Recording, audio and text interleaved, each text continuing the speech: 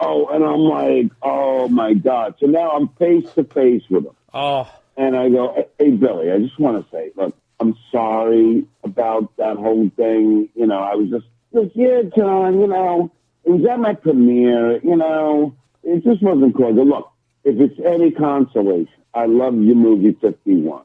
And he goes, 61, John. The movie was 61. You cheated them on 10. He goes, 51 will be the sequel. And I'm telling you, Dave, I was just so nervous that I thought of Bernie Williams' number from the Yankees instead of, 61 for Roger Maris. Yeah, of course. Yeah. That's okay. It was But it's like, I think Billy thought I was fucking with him again. Oh, no. Oh, God. Yeah, because at the last Tonight Show with Jay Leno, they had the after party, and Billy was the last guest, and I'm at like, it was in a big tent, and I'm there, and I just went up and said hi, and Billy couldn't have been colder to me. So there's a relationship I hadn't repaired. I guess I fucked it up even more. Wow. But listen, John, in that green room, by any chance, was Gary Cherone there? Well, that's a good end for the podcast. I know that's Hey, dude, do you want me to get Gary Sharone's phone number for you? Oh, no, he already has it. It's on speed dial. Yeah, exactly. Oh, wait, before I go, let me ask all you. Yes. Now, Marconi, please, let me have some respect for you. I'm going to ask you your favorite Van Halen song to be with any of the singers. Unchained, both of us. That's why we named the podcast Dave and Dave Unchained. The reason why is because it really is the quintessential Van Halen song. It's got Dave's incredible lyrics and incredible sense of humor. It's got an unbelievable guitar attack and a driving drums and bass. It really is Van Halen at their peak. Agreed. Okay. All right. Let me ask another question. What's your favorite Van Hagar song? My favorite Van Hagar song is probably 5150, the title track. Man, I got to think about that. Oh, man. Yeah. 5150. My gut reaction was to say Get Up. Yeah, that's a good one, too. Yeah, that's fantastic. No, it's not. That has no class. Okay. Class. Neither do I. So, No, but you know what? I love... I'm stuttering. That's all right. Finish What You Started. That's a good one. Is a great song, but guess what? What? That hook, that chorus is a ripoff from a band. And you know what it is? Which one? Come on, baby, finish what No. you started. Right, what band did they rip off? The Beatles' Birthday. Yes, we're going to have a party. Right, yeah. Yes, we're going to have a party. A little bit of that. I never thought about that, John. Good point. Yeah, absolutely. Well, we just started a lawsuit right then and there. Look at that. There we go. All right. Absolutely. Well, let me give you a little trivia. Yeah. Who plays clarinet on the Drive It Down album? Jan Van Halen, Eddie and Alex's father. There you go. There you go. You're not going to stump us on Van Halen, John. That's for sure. There's always a certain amount of friction in the band. If you have four members and they all like the identical thing, you're going to have no versatility. You know what I mean? It's like I listened to more progressive music when I did. Alex liked straight ahead rock and roll. Dave was into disco. And together, it made a soup, and what came out of it, it didn't really affect the music, but harmony-wise, song structure, things like that, there were a lot of elements of a lot of things that we all grew up on. Hey folks, I'd like to introduce you to the Classic Rock Album by Album podcast.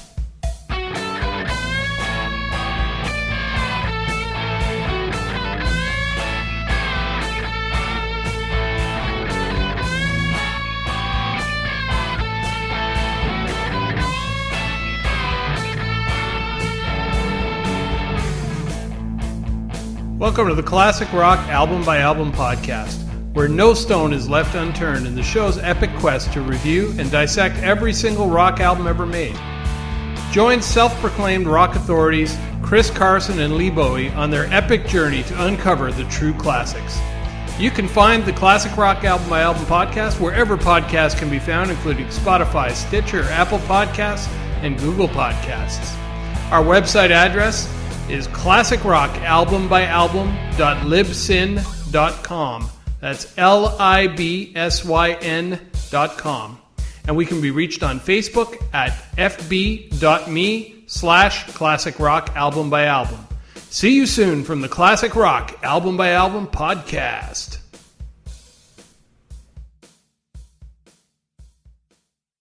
Hey, this is Andrew Bennett, author of Eruption in the Canyon, and you're listening to Dave and Dave Unchained. Trump becoming president because Obama made fun of him, that would be like, imagine if the head of linguistics at Rutgers made fun of David Lee Roth.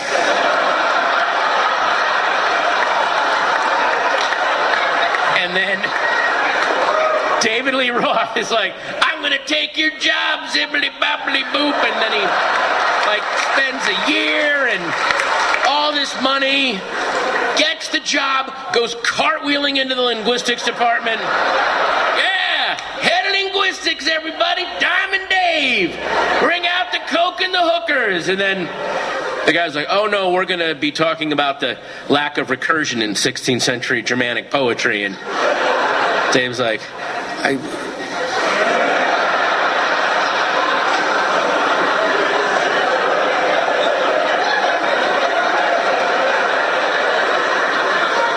Humbly, bibbly, zibbly, bubbly, bibbly. No? Nothing? That's not how. Okay, that's fine. Well, ladies and gentlemen, we have an excellent guest this evening. He is a DJ that I grew up listening to, even though he's only a couple of years older than me. He was one of the youngest on the air in New York at the time. This is Larry the Duck Dunn from WLIR 92.7. Dare to be different. And Dave, a pleasure and an honor to be with you today. Absolutely, man. It's great to have you.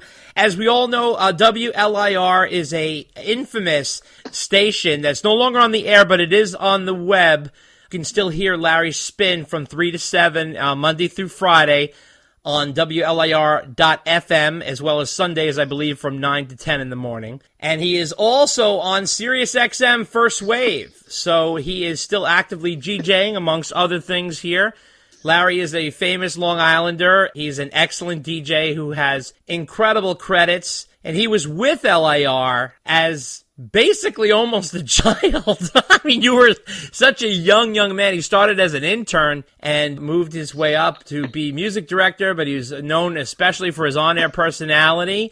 Prior to LIR going to New Wave, which is what they're most known for, LIR broke so many artists in the early 80s and were one of the most prevalent radio stations on the air that were playing that kind of music and really breaking a lot of the MTV artists before MTV even got to them. That was a huge contribution, and LIR knew all of those artists personally, and Larry interviewed them and had them on the air and spun their records before, sometimes for the first time they ever heard in America. So that's pretty incredible, but we have Larry here because prior to LIR going to the new wave format, they were playing southern rock and heavy metal and heavy rock, and Larry got to interview Van Halen in 1981 before they took the stage at Nassau Coliseum. And Larry, how old were you at the time, would you say? It's a good question. I guess at that point I was 22. Okay, you're like 22 years old, a young man. So tell me, how did the idea for VH to come into the studio come about? The way it worked was at the time, the contract with a lot of the promoters was like no brown M&Ms in the dressing room and all that stuff. Right. Which later I think the band said it was a goof. We just did it to put it in the rider. Right. And then they exploited it, right? Right. But at the same time, they were trashing radio stations, and there were a lot of owners, especially on the corporate side, that said, we're not going to have these guys in the studio and trashing. Right. So we went to Elton Spitzer, who was the owner at the time, and we said, look, they're going to come up. We don't know what they're going to do. Right. And then Dennis said, well, let's let the rookie do it, being me. Right. And I have a picture. I got to send you the picture. I have Sure. a 4-color photo of it. Right. And I'll tell you about that at the end of this. But Sure. we agreed to do the interview. And then it was Alex Van Halen and Michael Anthony. Right. And they came up at like 2 p.m. Now, they're performing at the Coliseum that night. Right. And they both had like 2 6-packs of beer in each arm. And their road manager had those shakeable like margaritas that you buy in a liquor store. Yeah. So they were getting lit. Wow. And they were drinking. And we had them on the air for about 2 hours. Wow. And we were playing everything. And we would talk, we'd play, we'd talk, we'd play. And the thing is, I'm being respectful. Right. But I'm also like, I'm nervous because it's my first year and a half on the air. Right. And they finally started in with me like, hey, Larry, do you have a girlfriend? I said, yeah, I have a girlfriend. Well, do you have a picture of your girlfriend? I said, yeah, I get a picture of my girlfriend. Well, do you have a picture of your girlfriend naked? I said, no. They said, you want to buy one? Oh, God. So I felt for like the oldest high school trick. And it was a lot of that, over and over. And I just rolled with it because they were drinking. I wasn't drinking at all. Right. In fact, they never offered me a beer at all. Wow. Wow.